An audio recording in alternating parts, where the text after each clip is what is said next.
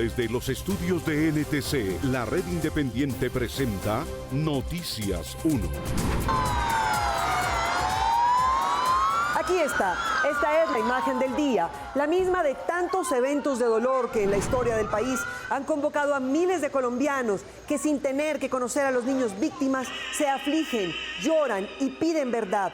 El cuerpo de Valeria Afanador, la niña de 10 años, fue acompañado por su familia, amigos y desconocidos, hasta la iglesia Inmaculada Concepción de Cajicá y después hasta el temprano final de su camino.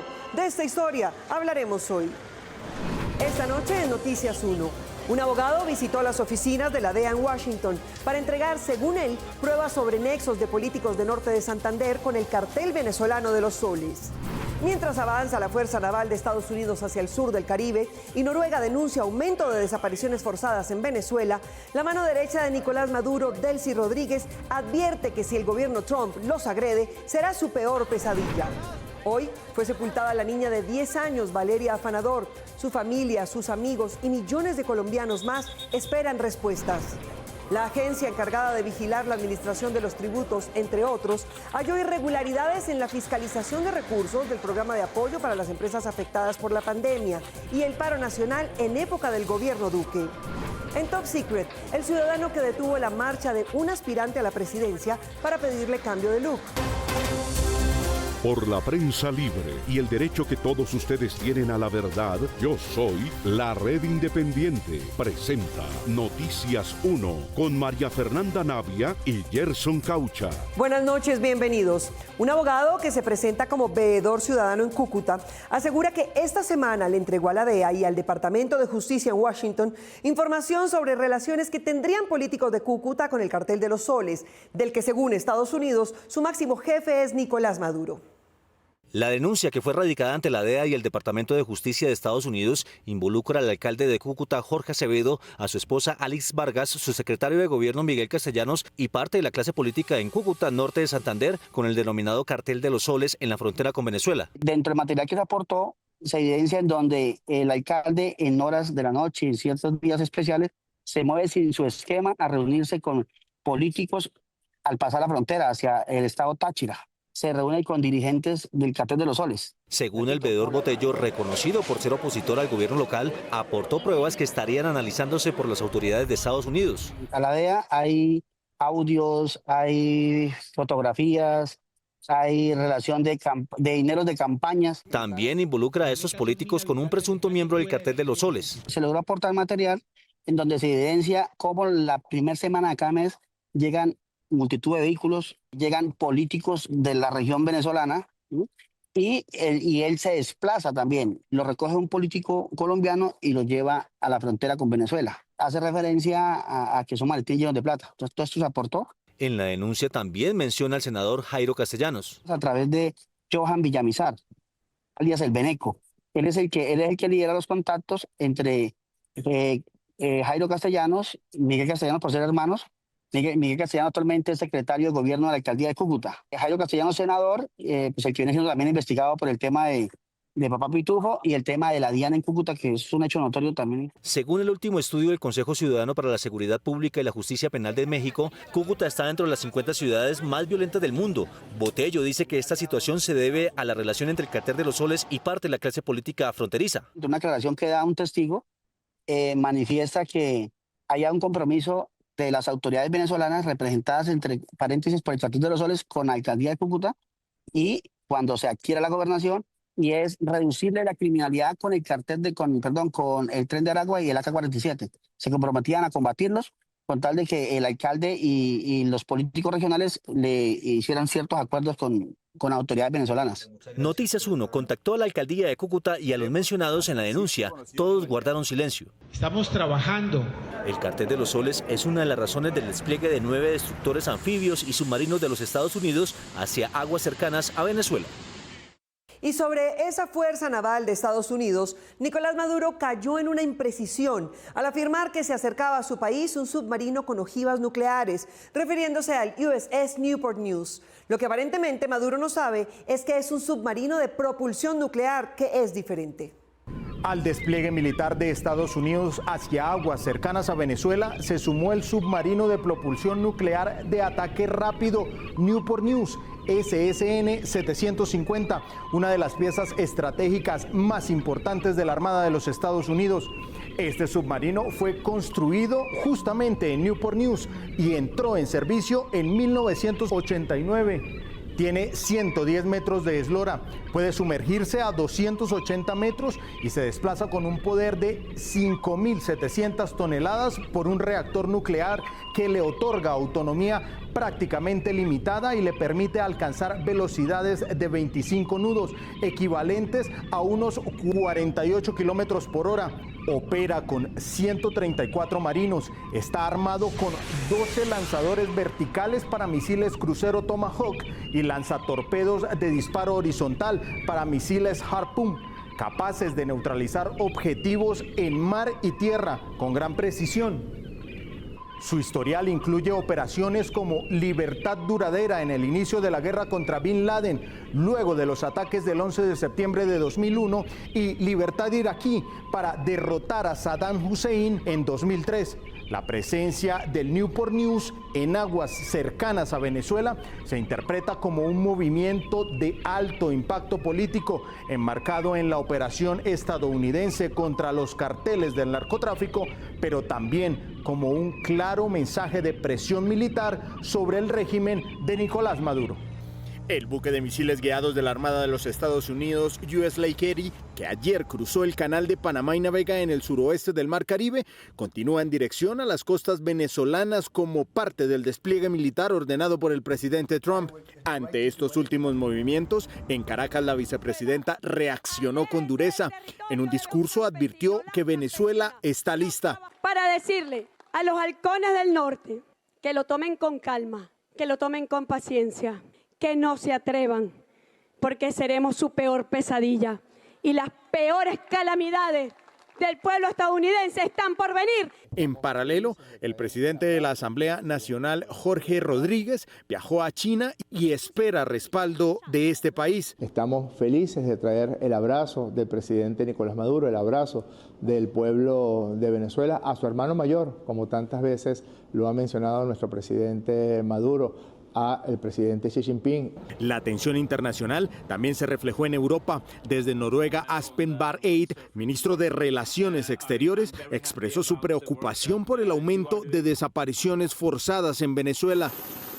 Hoy el ministro de Defensa venezolano Vladimir Padrino López atribuyó el despliegue naval de Estados Unidos a intereses geopolíticos y aseguró que las Fuerzas Armadas y las milicias continúan su vigilancia por mar, tierra y aire. Nosotros estamos navegando, patrullando nuestros espacios marítimos, nuestros espacios aéreos, como siempre lo hacemos. Las imágenes del recorrido que avanza de los buques de Estados Unidos hacia Venezuela aumentaron la tensión militar y provocaron reacciones políticas y diplomáticas en Caracas, Beijing, Oslo y Washington.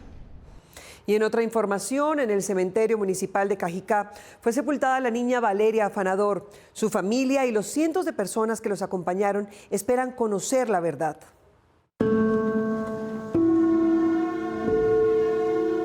Fueron 9 horas de lamentos, mensajes de dolor, recuerdos y compañía. ¡Valeria! ¡Valeria! Los miles de colombianos que en las vías, puentes, ventanas y más de 400 vehículos siguieron a la familia de Valeria hasta el Club Edad de Oro de Cajicá evitaban distraerse para mantener la imagen de la niña de 10 años sonriente en la fotografía que quedó por todas partes. El dolor es como más grande, cosa que algo que no se había visto aquí en el municipio, y realmente hay mucho dolor, mucha tristeza. Además de bombas y caminos de flores adornados por niños del municipio, los padres de Valeria no se sintieron solos. Incluso autoridades de Cajicá, del departamento y de poblaciones vecinas no pudieron contener la tristeza y abrazaron a sus hermanitos. A las 3:30 de la tarde terminó la misa en la iglesia de la Inmaculada Concepción y continuó el tortuoso camino hasta el camposanto de Cajicá. Hubo exclamaciones de nostalgia y de insistentes clamores por conocer la verdad. No es claro todavía cómo desapareció la niña y tampoco cómo murió. Hoy se la devuelvo a Dios con la fe de que algún día nos reencontraremos y que me dará esos abrazos tan duros que me harán mucha falta. Pero asimismo me va a dar esa fortaleza para seguir adelante por Gabriel, Santiago y Emanuel, por Luisa, por mis papás, por mis suegros, por mis hermanitas, por mis sobrinos, por todos y por todas estas personas que hoy oran porque nuestra familia tenga un consuelo. Y así terminó la historia más triste que jamás olvidará Cajicá, la de una niña de 10 años que fue vista por última vez jugando. Hace 32 años fueron asesinados 13 campesinos de 2 familias en zona rural de Río Frío, en el Valle del Cauca. Hoy, los sobrevivientes lamentan que los militares que fueron investigados por esos hechos no estén en la cárcel, pese a que la Fiscalía reconoció ese evento como crimen de guerra. Como un crimen de guerra fue declarada la masacre de Río Frío. Ocurrió el 5 de octubre de 1993, en la que paramilitares que actúan en coordinación con el ejército asesinaron a 13 personas, entre ellas 2 menores de edad y un adulto mayor. Lo ocurrido obedeció a un plan criminal previamente estructurado por miembros del Ejército Nacional. Ese día a las 5 de la mañana los paramilitares ingresaron a las casas de las familias Laino Ramírez y Molina Solarte. Los torturaron, asesinaron y abandonaron el lugar a las 11 de la mañana. Dichas heridas o lesiones fueron ocasionadas por proyectil de arma de fuego disparado a corta distancia. Curiosamente, a esa misma hora llegó un pelotón del ejército al mando del mayor Eduardo Delgado e integrado por el teniente Alfonso Vega, el cabo segundo Alexander Cañizales y 30 soldados más que simularon un ataque contra las víctimas. Se encontraban descalzas o con vestimentas incompletas, circunstancia que permite descartar razonablemente que se hallaran en posición de combate. Según el ejército, las 13 personas eran colaboradores del ELN, sin embargo, esto era falso. La vivienda se encontraba acondicionada para la residencia de una familia, sin que se hallara ningún tipo de caleta perteneciente a un grupo subversivo. Pese a estas pruebas, al considerar que los militares retirados ya no representan un peligro para la sociedad ni para el proceso, la Fiscalía no pidió medida de aseguramiento y seguirán vinculados al caso. La justicia penal y militar jamás se ocupó de la investigación de los homicidios, sino de delitos menores. Este caso, según el Centro de Memoria Histórica, es uno de los primeros falsos positivos en la historia del país. El atentado en Cali, que dejó 6 muertos y más de 60 heridos, y el asesinato de los 13 policías en Amalfi, Antioquia, son algunos de los hechos que en las últimas semanas han estremecido al país y que han motivado nuevamente a la Iglesia Católica a multiplicar sus visitas por la paz a zonas de guerra. Tenemos que reencontrar el camino de la paz. Para hacerle frente a las acciones violentas que continúan en el país contra la población civil, la Iglesia Católica y representantes de organizaciones de paz trazaron una línea de acciones para tratar de detener las agresiones de los grupos armados ilegales. Es urgente sacar la violencia del mundo de la política y de la vida social del país. Pese a los riesgos, la Iglesia Católica y varias organizaciones por la paz seguirán llegando a los territorios buscando alternativas para proteger a la población. Las organizaciones sociales hacen un trabajo muy importante en los territorios porque fortalecen la democracia. Acciones como el reclutamiento armado de menores de edad por los grupos ilegales son rechazados a diario en el país. Los que se llaman conquistadores de la sierra y los que se hacen llamar ejército gaitanista. Los pueblos indígenas les están exigiendo no más reclutamiento de niños y niñas indígenas en la Sierra Nevada. Para eso el gobierno adelanta diálogos en 9 mesas para llegar a un acuerdo. Pareciera que los avances se dieran de una manera un poco más lenta, de que hay desesperanza también frente a las múltiples situaciones que todavía seguimos afrontando en función de la violencia. El camino de la paz no es un camino fácil y que desde luego en la medida que se avance en el tema de la paz vamos a encontrar muchas dificultades por parte de los armados y por parte del gobierno. La violencia contra los líderes y defensores de derechos humanos también es un tema de preocupación. Los líderes sociales en todos los campos, ambientales, sociales, etcétera, esa vida hay que protegerla porque ella es garantía de la existencia de una democracia participativa. El representante a la Cámara, James Mosquera, hizo una convocatoria para recolectar firmas que buscan que el Papa León XIV visite a Colombia para frenar la violencia en pro de la paz. Las víctimas del caso Drummond desconfían de cómo está avanzando el proceso, porque dicen que llevan 24 años esperando respuesta sobre los responsables de los asesinatos de sus 4 familiares. Teniendo en cuenta que aún no retoman las audiencias preparatorias de juicio en contra de José Miguel Linares y Augusto Jiménez, presidente y expresidente de Drummond, por la financiación a la Sauce entre 1996 a 2001, las víctimas piden celeridad y justicia. Resulta una afrenta tener que observar que han pasado más de 24 años desde que ocurrieron los hechos que dieron origen a esta investigación y la justicia no ha decidido sobre la responsabilidad de las personas y empresas que hicieron posibles toda la violencia ocurrida en el departamento del Cesar. Las víctimas reiteraron que se debe definir si Jiménez tiene que responder penalmente por el homicidio de los sindicalistas. Se han tomado una docena de testimonios y se han practicado alrededor de 6 inspecciones judiciales, como actividad probatoria e investigativa adelantada por el despacho. Mientras las víctimas solicitan respuestas, el alto comisionado de paz, Oti Patiño, ya recibió un informe que será remitido al presidente Gustavo Petro sobre los procesos que tiene en curso la multinacional carbonera. Quiero que se procese en Colombia, compañero fiscal, a Drummond por asesinato, crímenes de lesa humanidad y asocio con el paramilitarismo. Mataron un poco de trabajadores del carbón. Recordemos que Petro ha aseverado que Drummond sigue enviando carbón a Israel cuando él lo prohibió ante el genocidio en Gaza. La agencia del Inspector General de Tributos, Rentas y Contribuciones para Fiscales halló irregularidades en la fiscalización de recursos del programa de apoyo para las empresas afectadas por la pandemia y el paro nacional, porque algunos empleadores beneficiados no cumplían con los requisitos. La Agencia del Inspector General de Tributos, Rentas y Contribuciones para Fiscales, ITRC, realizó una auditoría a la fiscalización que lleva a cabo la Unidad de Gestión Pensional y Parafiscales a los recursos girados en 2020 y 2021 a las empresas afectadas por la pandemia y el estallido social con el programa de apoyo al empleo formal y encontró varias irregularidades. El ITRC determinó en su auditoría que centenares de empleadores que recibieron recursos económicos en el gobierno Duque no reunían los requisitos para acceder a los programas de apoyo al empleo formal y por tal motivo dichas empresas deben restituir el dinero que recibieron.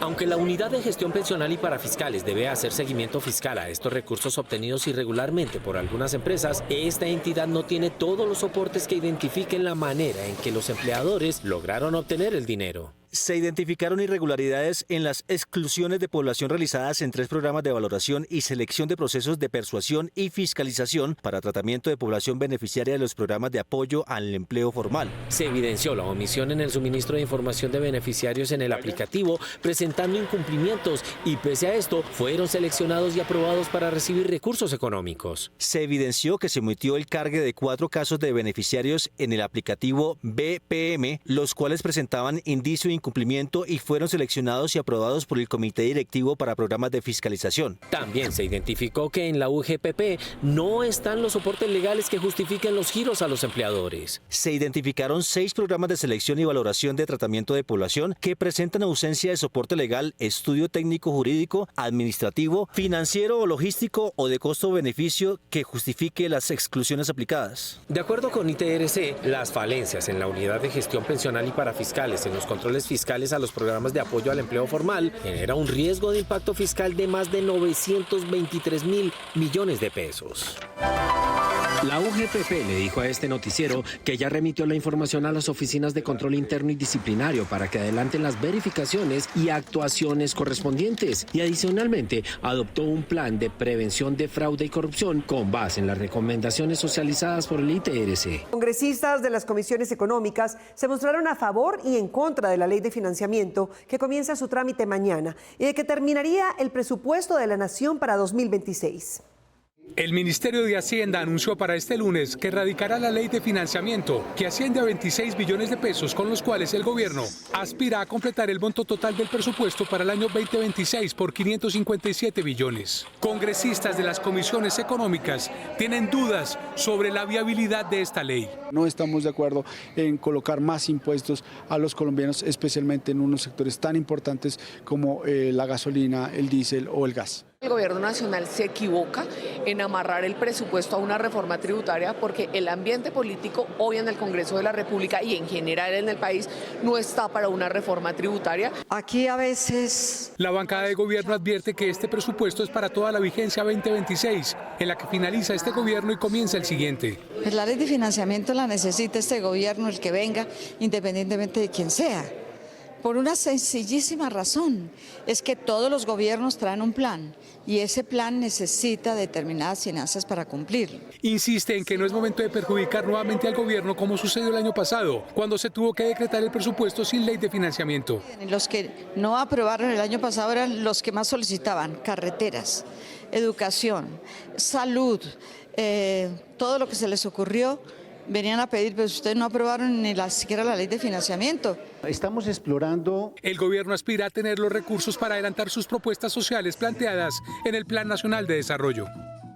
En eventos con universitarios, la registraduría sigue creando espacios para que los jóvenes conozcan los procesos para la elección de los nuevos consejos locales y municipales de juventud. La Registraduría Nacional del Estado Civil, en conjunto con la Universidad Autónoma de Manizales, desarrolló un encuentro para debatir sobre la representación política de los jóvenes y la importancia de su participación en los próximos comicios de los consejos de juventud.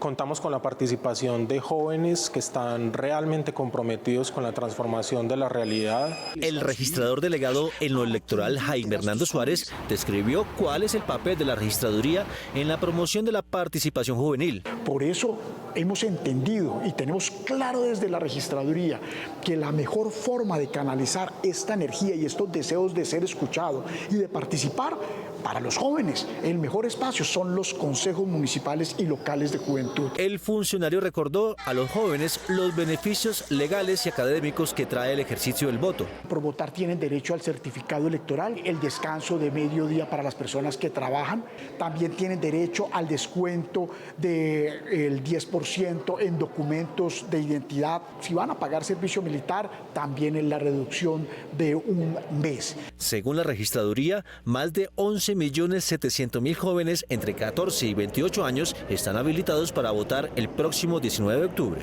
La crisis de medicamentos se enfrenta a varios sectores. La ADRE sostiene que los pagos son oportunos. Los laboratorios han cambiado su esquema de cobro. Y las EPS insisten en la falta de recursos de la UPC. En medio de esta disputa, los pacientes siguen siendo los más afectados. La disponibilidad y falta de acceso a medicamentos se ha convertido en uno de los principales puntos de tensión en la actual crisis del sistema de salud, mientras la administradora de los recursos del Sistema General de Seguridad Social en Salud, ADRES, asegura que los giros se realizan de manera oportuna.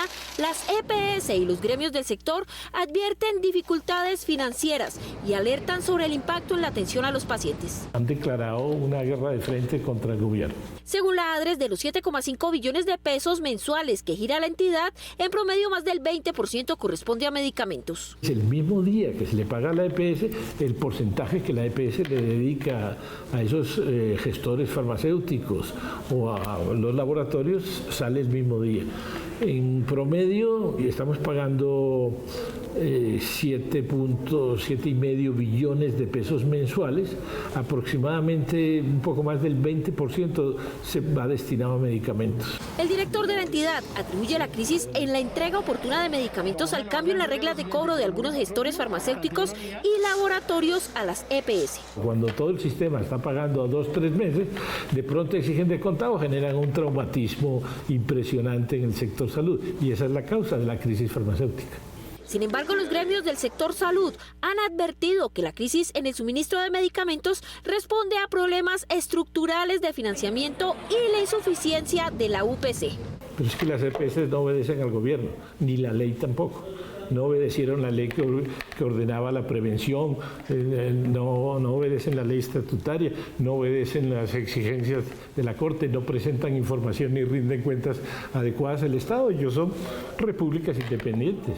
Según la ADRES, entre enero y julio de este año se giraron más de 53 billones de pesos al sector salud, siendo droguerías y farmacias Cruz Verde, Caja de Compensación Familiar Cafán, Clínica Colsanitas, Disfarma, Audifarma, las IPS y prestadores de servicios que recibieron más recursos por giro directo en este periodo.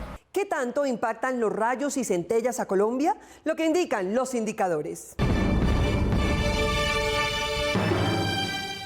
La misión de medición de precipitaciones tropicales de la NASA ha publicado las 17 zonas donde más caen rayos en el mundo. En el primer lugar está el lago de Maracaibo en Venezuela. Caen en promedio 15.000 rayos por día, 232 rayos por kilómetro cuadrado en un año. En el segundo lugar está el Parque Nacional Cajusi-Biega de la República Democrática del Congo. En el tercero está Chabunda, en el mismo país. En el cuarto está Cáceres, en Colombia. Y en los 13 puestos siguientes hay otras 3 poblaciones también colombianas. Esto indica que los colombianos son buenos para echar corriente. Esto es lo que indican los indicadores.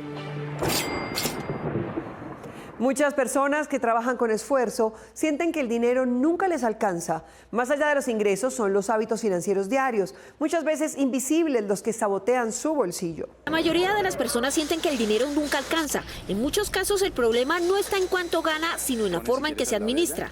Uno de los errores más frecuentes es comprar sin planificar. Gastar por impulso o adquirir cosas innecesarias termina por desequilibrar sus finanzas y presupuesto. A esto se suman los gastos pequeños que pasan desapercibidos, como suscripciones, domicilios frecuentes o antojos diarios, que a la larga pueden pesar más que un gran gasto ocasional. También es común usar la tarjeta de crédito como si fuera una extensión del salario. Esta práctica, lejos de ser una solución, genera intereses elevados y deudas que poco a poco ocupan su capacidad de pago. De igual manera, no comparar precios ni renegociar deudas implica pagar de más sin necesidad, restando recursos que podrían destinarse al ahorro o a la inversión. Los errores financieros cotidianos, aunque parezcan inofensivos, terminan frenando sus metas y afectando directamente su bolsillo. Identificarlos y corregirlos es el primer paso para recuperar el control de sus finanzas. Si usted recibe un dinero extra y no tiene claro qué hacer con él, la inversión es una opción. Los ingresos extraordinarios como bonos laborales, devoluciones de impuestos, premios, ventas imprevistas, incluso herencias, suelen recibirse como golpes de suerte, pero si no se administran con claridad, pueden desaparecer sin dejar beneficios reales. El error más común es gastarlo de manera inmediata sin tener una planeación clara. Además, recomienda separar el dinero desde el primer momento que se recibe, evitando que se diluya en gastos pequeños. Destinar un porcentaje fijo a un ahorro o a un fondo de emergencias. Lo segundo, pagar las deudas que tengan en el momento y tener la posibilidad, ojalá, si pueden invertir en alguna alternativa que conozcan muy bien. Sin embargo, explica que el manejo adecuado depende de las prioridades. Siempre revisar las deudas que sean más costosas y las de mayor interés. Pueda invertir como segunda alternativa ese dinero y destinarlo a un propósito específico. Cuando uno ahorra o invierte, debe tener una meta muy clara. Entonces tenga en cuenta que un dinero extra puede ser la oportunidad para fortalecer la seguridad financiera y alcanzar proyectos de vida si se usa con planeación y educación. Esta semana se vio en redes sociales la fuerte discusión que sostuvieron el senador J.P. Hernández y el representante indígena Hermes Peté. Hernández explicó que actuó así porque Peté es un aprovechado y Peté dijo que Hernández lo insultó para hacerse viral. La noticia esta semana en el Congreso estuvo en sus pasillos. Transmitiendo desde el Congreso de la República de Colombia. No les tengo miedo, yo les dije, si nos van a matar, venga.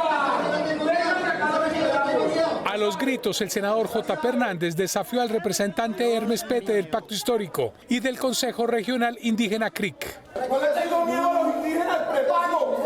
No le quise asentar la mano porque lo hubiera hecho. Peté aseguró que el senador lo atacó a mansalva. Pues tenían todo preparado, casi que una emboscada, pues porque cuando yo llego ahí al sitio venía hablando por teléfono, saluda a las señoras, él le hace la seña al camarógrafo y empieza a insultarme. Pues empieza que el tema de los secuestros, que el tema de los indígenas, que yo me estaba quedando con la plata de la pintura. JP cuestiona a Peté por el manejo de los recursos que recibe del gobierno para la atención de los indígenas. Pasó el representante Peté y le pregunté cuándo es que vamos a hacer el debate, porque es que yo tengo las cifras, yo tengo los datos, yo tengo los contratos. Para Peté, el senador solo quiere impresionar en redes. Y le dije, ¿por qué se corre? Usted es un berraco por las redes sociales. Es un berraco por las redes sociales, pero no es capaz de frentear los debates que le sigo proponiendo. Pues en los trabajos judiciales nos vemos, ponga las denuncias que sea necesario, hágalo. Esta no es la primera vez que se exalta el senador J.P. Hernández, quien ha chocado en otras ocasiones con congresistas de la bancada de gobierno.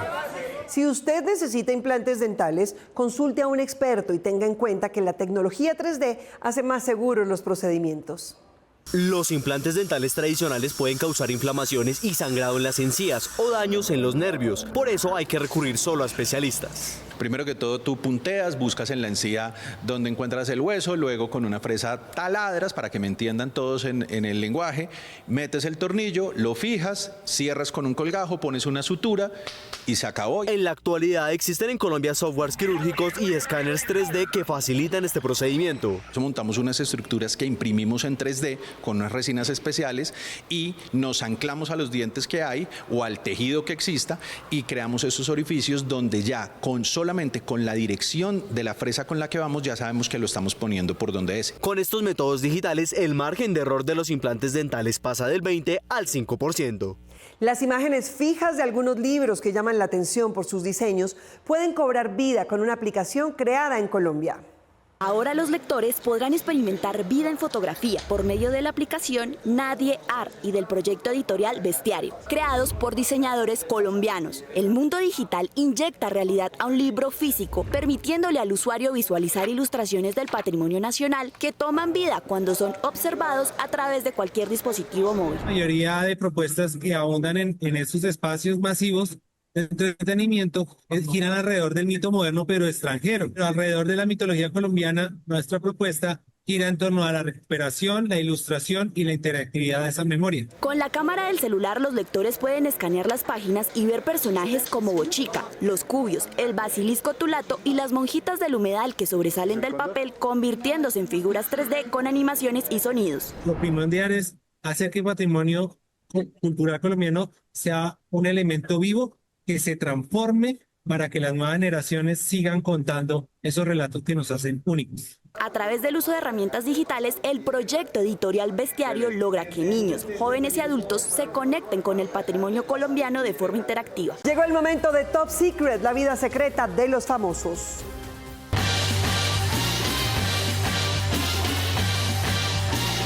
¿Qué tal el bandido de Alfred Ignacio Ballesteros? Que me regala plata, me extorsiona. El veedor Juan Carlos Calderón España, ex candidato del Consejo Directivo de la Corporación Autónoma Regional de Cundinamarca, le dedicó un sentido mensaje desde su cuenta de Facebook a su amigo Alfred Ignacio Ballesteros, director general de la CAR. No me extorsione,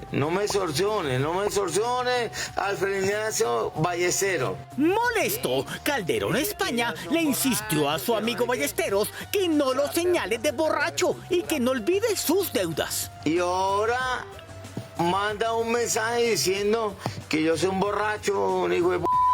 No. Los tonos de los mensajes que el mismo Calderón España hizo públicos no corresponderían ni con su contrato actual en la Dirección de Cultura Ambiental, ni con su profesión de comunicador social. El jueves al mediodía, esta esquina vecina del Palacio de Justicia en Bogotá se llenó de hombres armados, miembros de la Unidad Nacional de Protección, del Comando de Operaciones Especiales de la Policía y otros uniformados pararon el tráfico, atravesaron un carro y miraron raro con gafas oscuras a cuanto transeúnte se acercaba y no era para el rodaje de una película de acción, sino para proteger al precandidato Santiago Botero. El que el Inca me va a tocar dale balín. En lo que sí pareció el rodaje de un film es que el aspirante a la presidencia estuvo rodeado de comandos especiales para hacerse una selfie. Los excesos de pelo marcaron agenda política en algunas regiones del país. En el norte de Bogotá, un aparente seguidor del aspirante a la presidencia, Daniel Oviedo, lo invitó a que se mirara al espejo. Y toda esa plata que usted ganó en el consejo, que le pagamos los bogotanos a usted de impuestos y toda esa vaina, ¿usted nunca tuvo una peluqueada para lanzarse a hacer proselitismo? No, papi. Como pocas veces, Oviedo, quien se ha caracterizado además por su espontaneidad, elocuencia y frases directas y concretas, permaneció atento a las recomendaciones del ciudadano. Pinta primero y ahí sí. ¿Sí me entiende? Ahora para qué está. No. Oviedo quiso acelerar la despedida. Cuando me manda peluquear le doy la mano. Bueno, si hay raspado. Otro también popular y que muchos reconocen por su barba, se vio como vendedor ambulante. Doctor, ¿qué me va a quitar el trabajo? Carlos Carrillo, director de la Unidad Nacional para la Gestión del Riesgo, quiso acercarse a la realidad de los vendedores informales de Cartagena, pero para anunciarles que volverían a sus sitios de trabajo en la playa. Lo esperamos. En este caso, el seguidor no le criticó el pelo y antes lo invitó a raspado en la torre del reloj. No se lo pierdan. Estén pendientes, volveremos con más confidenciales de Taque en Top Secret. Nos vemos en las redes sociales y el próximo sábado aquí en Noticias 1 con las mejores noticias del fin de semana. A ustedes, gracias por elegir la independencia. Haz parte del canal de WhatsApp de Noticias 1 para estar al día con nuestras emisiones y noticias al instante. Escanea el código QR en pantalla desde tu dispositivo móvil, abre el enlace que te permite ingresar a WhatsApp y en la parte superior derecha dale seguir y harás parte de la comunidad de la Red Independiente.